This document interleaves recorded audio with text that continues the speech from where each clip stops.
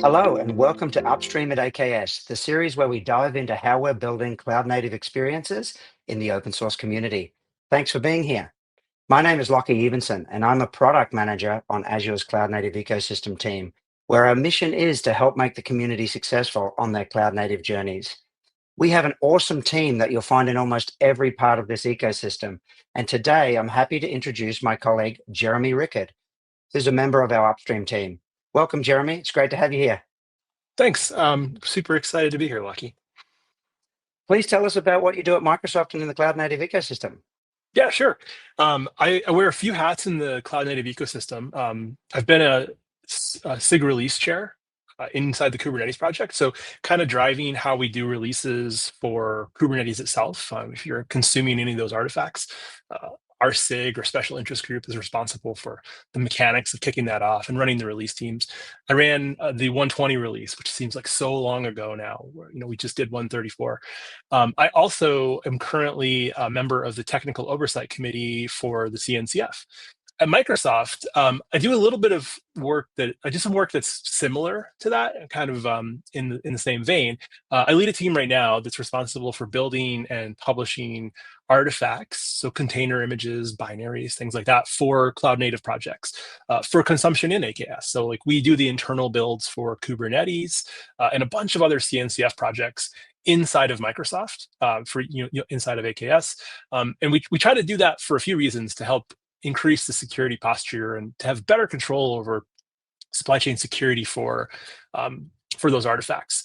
And we've been doing that historically just by kind of leveraging things upstream and using the build processes and understanding how those work. But in recent months and maybe the last year or so, we've been focused a little bit more on building some additional tooling that helps us get better control over how we're doing those things and building them more in line with how we would build other Microsoft products. So we're getting even more assurance and security around that. And we started working on a project called Dalec that I think we're pretty excited to share with the community. Oh, excellent. Thank you. It's great. I've known you for many years, Jeremy, and it's great to see you, the amount that you've contributed to many different parts of the cloud native ecosystem. Really, thank you for that. Now, you're talking about Dalec. We've had conversations before on the show about supply chain security. What is it? You mentioned there is upstream tooling and it's kind of control and security that you're creating this new tool called Dalec. What was the gaps that the Yeah, upstream tooling kind of left you that made you come to the conclusion that you need to build Dalec? yeah. So I think before we even built the tool, we started looking at the processes that we had in place. If we look at Kubernetes as an example, when our old pipelines would run to do a release internally, we ran those on Azure hosted virtual machines and build pools. We ran scanning and did some patching against those things, but really the tooling was leveraging all of the upstream components. So it kind of started off by running the upstream make file. Make is a common tool in the cloud native ecosystem, but just in software in general.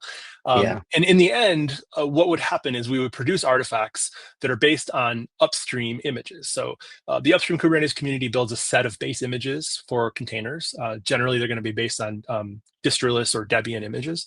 And then on top of those, we would bake in the Kubernetes artifacts. So things like Kube API server or the controller manager, those kind of control plane components. The build would happen using, again, like upstream tooling. So the Go compiler would be used, would be the upstream Go compiler. At the same time, if you're looking at internal tools or internal projects that are getting built, even the AKS components, they're going to follow a slightly different model where they're going to be built with Microsoft controlled tool chains. In general, we want to be able to respond to CVEs more quickly, right? So we're going to maintain our own internal tool chains for that reason. Just to have more control over those things, but also maybe we want to inject some different things.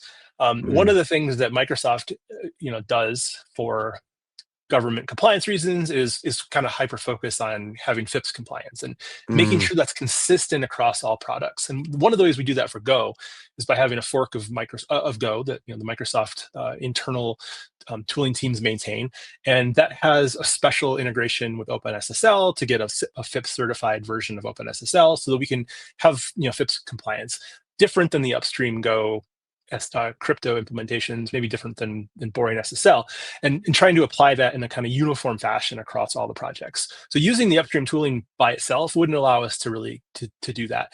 It also doesn't really allow us, using those base images, to necessarily respond to problems in those. So, a really common example, I think, that we saw over time was kubeproxy has IP tables and some other things inside of it. So you think of distroless containers as the ideal, right? Minimal, no packages, but some things actually need extra packages. Like kubeproxy uses IP tables and a few other things under the covers. And we would quite often see that there were vulnerabilities identified in kubeproxy, mostly because of the IP tables. And we would either need to wait for an upstream build to come along with new versions of those things, or maybe hack up the image and rebuild it ourselves. So we looked at all of those things. There's some extra stuff that comes along with the way that we want to do FIPS inside of Microsoft, which kind of brings along some ways, building things in a different way, in addition to just using the tooling. So we started to realize that having, just leveraging those upstream processes and tools by themselves wasn't really going to get us where we needed to go. So we kind of looked at that problem, and we thought to ourselves, well, one thing that we want to for sure be able to do is to use the Microsoft tool chains, for Go, for Rust, for other languages. And to do that, we would have to start forking the build processes anyway. And it's going to be different per project, probably. So we really wanted to think about how we could have a holistic or maybe portable workflow for this. One of the changes that comes from doing the builds in a compliant way for our FIPS stance is that we really need to dynamically link things, which is not super common in Go, but also brings along some challenges, right? If you think about building something for an older operating system on a newer operating system, sometimes there's some incompatibilities between things like glibc. So we really wanted to start thinking about building system packages where we could more explicitly define those definitions. And that's really applicable to something like kubelet that's going to run on the nodes. People are going to run, not homogeneous node pools. There might be older versions, newer versions. So really making system packages felt like the right thing to do there. So that'd be something like an RPM for Azure Linux, or maybe a deb for Ubuntu. So that's some additional tooling that we didn't really have in place. Upstream, we do build debs and RPMs for Kubernetes, but we don't do that for every other project. And if you look at a lot of things in the ecosystem, that doesn't really exist today. And then we wanted to make containers from those system packages, so we'd have a better ability to rebuild those things fairly quickly, but also have more control over the base packages that were inside of that. Another constraint that kind of came in is we really wanted to kind of focus on using Azure Linux as the base for these things instead of Ubuntu or Alpine or whatever the other upstream base images might be. Because again, that's going to give us more control and allow us to produce more secure images by eliminating CVEs more quickly. So that's another constraint that kind of came into that. So we wanted to basically build these Azure Linux packages, make them available, build Debian stuff as well, but then take those Azure Linux packages and create really, really tightly controlled distroless images off of those things. There is, it's easy to do that with multi-stage builds, but again, in a kind of holistic way, we wanted to have portability of that workflow. So having one way to build all these different things. And what we've really come up with is a tool called Dalec to do that. And the way that Dalec does this is by it's implemented as a build kit front end. So if you've ever used a Docker file before, that's another implementation of a build kit front end. The Docker syntax today is kind of the default implementation or default front end for build kit. And you put syntax inside of that, instructions like from this image, run, do whatever. And build kit will then assemble that into a container image. But it turns out that you can do a lot more with build kit. It's really, really powerful. So in our syntax, what we've done is basically express what the build looks like, what the sources look like. So we can say we want to build Kubernetes at this specific commit, at this tag. Here are the build instructions for this component. And then here are the runtime constraints or the runtime packages that need to go along with that. So for something like kubeproxy, we can say this needs IP tables, or this needs, whatever other components that kind of go along with that. And we can assemble a system package or an RPM for kubelet, and then have those dependencies declared exactly, or for kubeproxy, right? And then we'll install that into a distroless-based image, and it's going to bring along just those dependencies that are necessary to kind of come along with that. And we can do that with one syntax. So Dalec, again, implemented as a build kit front end, has this real declarative format. It's a YAML file because everybody loves YAML. And inside of that, again, we have the sources we're going to use, the steps to do the build, some tests maybe, any image configuration we want to have that kind of comes out of that. And then we only need Docker really as the tooling. So all this stuff's going to run kind of containerized, but it doesn't actually need Docker. Really anything that can talk build kit. So you could use something like nerdctl in the CNCF ecosystem to assemble these things. We don't need any special tooling to handle the RPMs and the debs or the Windows builds or the containers. It all kind of comes from the same tooling and the same kind of workflow. From what you said here, I think it's really interesting, not only how intricate these processes are to actually build a set of binaries that make up something like the Kubernetes release, right? We kind of just take that for granted. Hey, Kubernetes 135, 134 is out, let's go grab it. But there's really this painstaking process to piece all this software together and actually deliver those binaries that you can just pick up and use. So, when you go into this declarative, it's kind of the goal that I could pick up these declarations as well and run the same tooling and arrive at the same outcome. And and anybody can do that as well, so it's portable in that regard. Is that really, when you're talking about portability, is that what something Dalec enables? Yeah, I think so.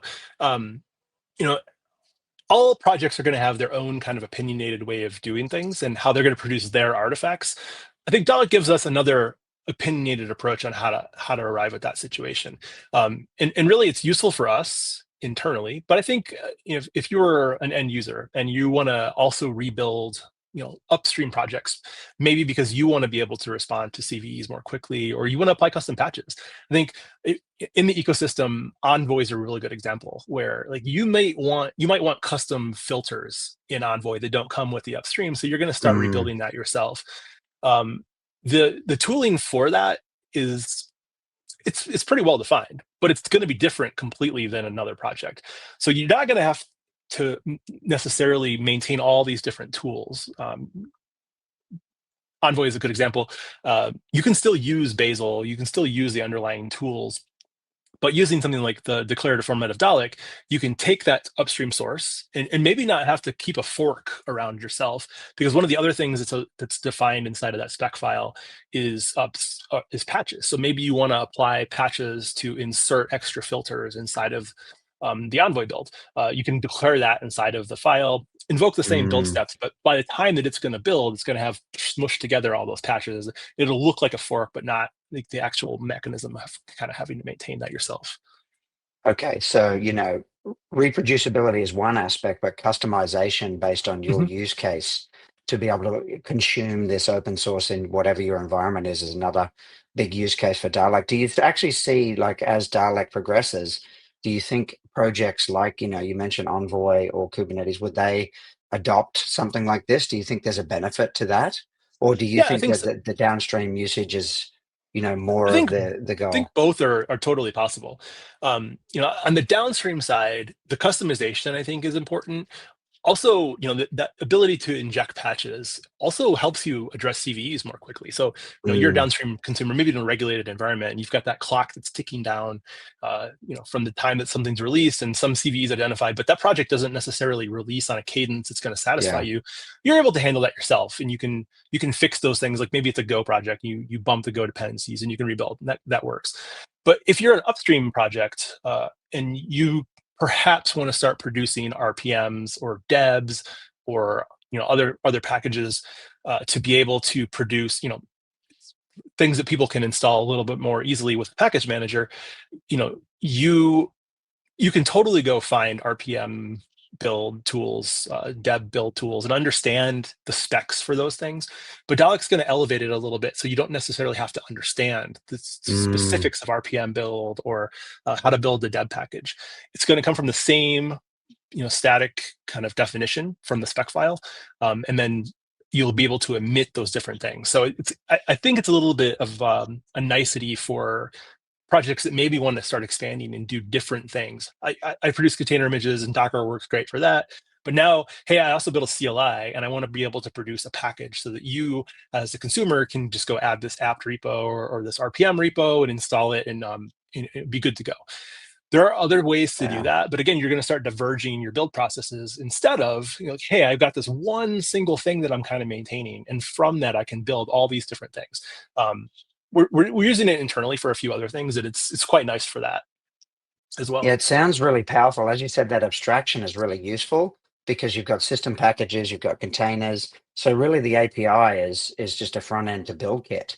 And that's Hmm. only your only dependency. I think one of the challenges that I've had, consuming open source projects in the past is really the plethora of tools to build, right? Yeah. It's, as you start, it starts with a makefile, you run the makefile, it says install these 27 dependencies, and then they all have environment specific setups that unless Hmm. it's completely perfect, because typically, the maintainers have built it in a very specific environment, and that may not be portable to other environments, right?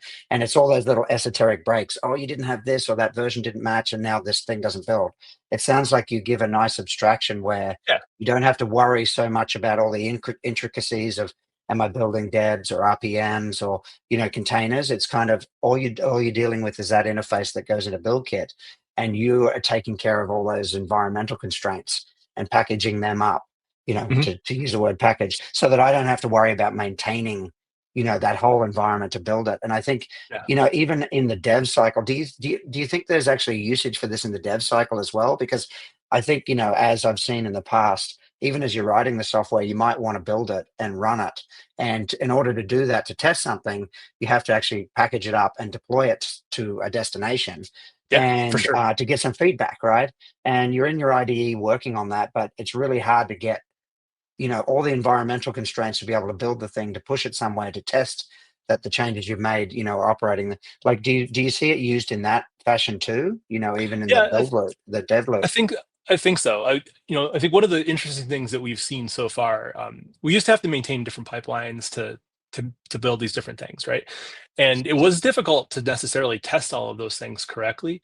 Um, with Dalec, we can do exactly the same thing on our dev machines that we're doing for the upstream projects. And I think you can extrapolate that back to just in general usage, right? So instead of me building with a Docker file locally, I can use the Dalec spec as a replacement for that, essentially. So the same way that I might use a tool locally to build a container image and push it to a registry, I can do the same thing with Dalec.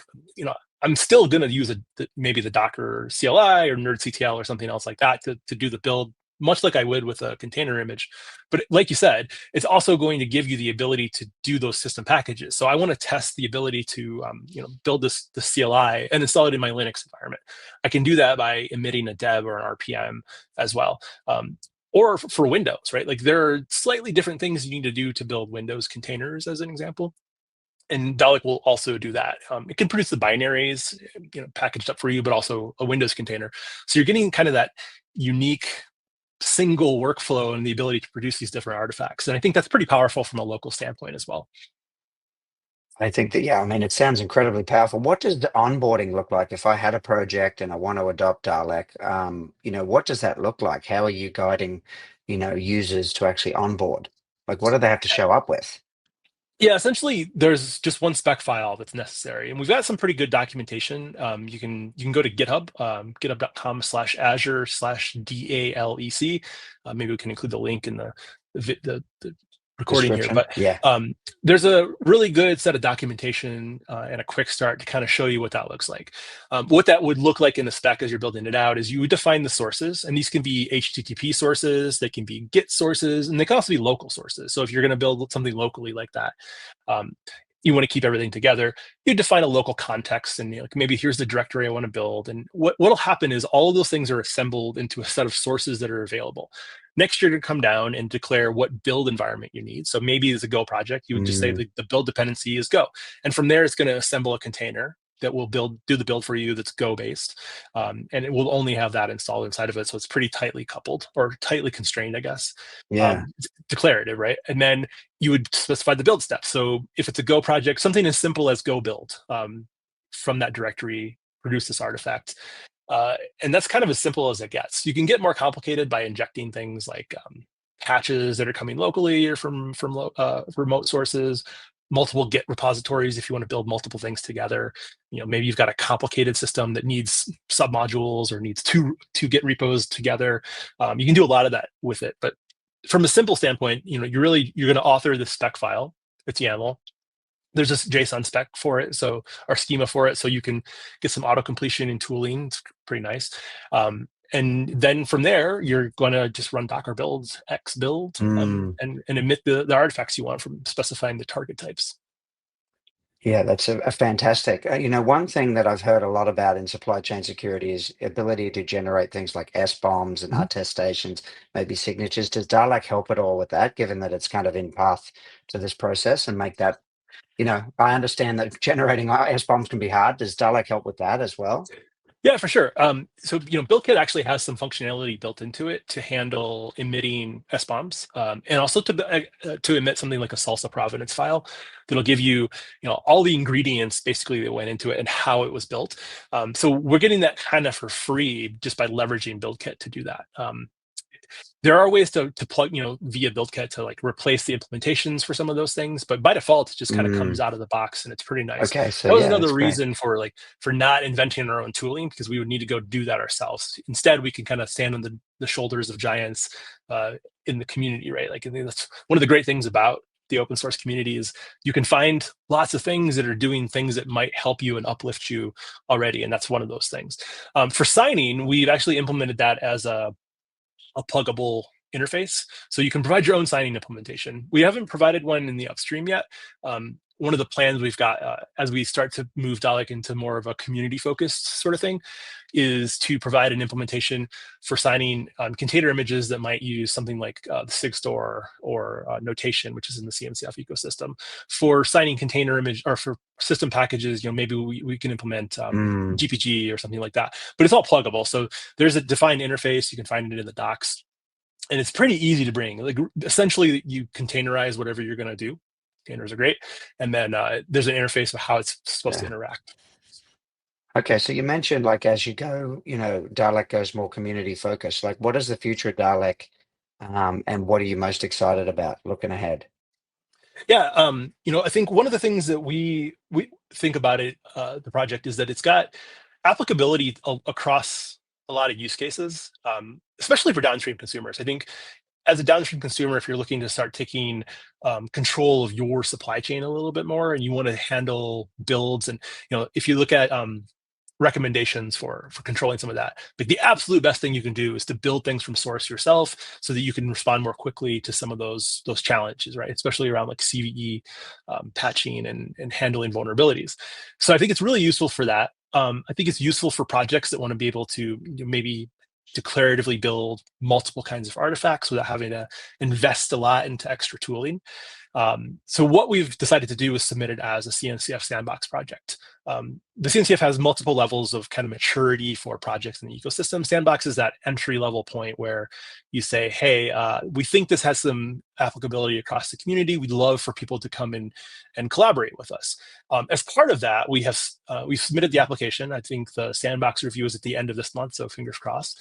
But as part of that, we started looking at things beyond maybe our direct needs. So initially, this was focused on Azure Linux because that's what we're trying to use internally. Also some Ubuntu, because definitely that's another thing that we were using internally, but mostly for packages. But we've also added support for Alma and I think Rocky. We just landed a cool PR, it's experimental still, to build systemd extension images for Flatcar, which is a Linux distribution that's really cool in the CNCF ecosystem. It's an immutable thing, kind of following in the footsteps of CoreOS. And the way that you would install packages for that would typically be with containers, but some things need to run on the host itself, and you do that with these systemd extension images. So Dalec can now, in an experimental standpoint, emit systemd extension images that allow you to install like kubelet or kubectl. So I think we're looking at more things to integrate in the ecosystem, probably some things around signing to make that more generically available for folks as well. Excellent. Well, good luck with the sandbox application. Where can folks, if they want to get plugged in now, where can they go and get connected? Yeah, I think the best place to go right now would be go to the GitHub repo. It's under the Azure org still. So again, github.com/azure/DALEC. You can find the documentation and kind of kick the tires. But if you run into something and you see an issue, feel free to open an issue. If you'd like to contribute, there are a lot of issues that are already open, and you can feel free to work on an issue. So you see something, feel free to ping us. You can comment on the GitHub issue. We're actively developing inside of that repo. So we're there day in and day out, and we're going to see things. We've had some external contributions already, which is pretty cool. We haven't done a lot of like word of mouth for this or a lot of like external publication yet, but have had some people come in and introduce some fixes and docs changes, things like that. And we welcome any of that. As we get more into the CNCF process, we'll look at some more communication venues, maybe a Slack channel on the CNCF Slack or something like that. But for now, I think dropping by the GitHub repo is the best way to get started.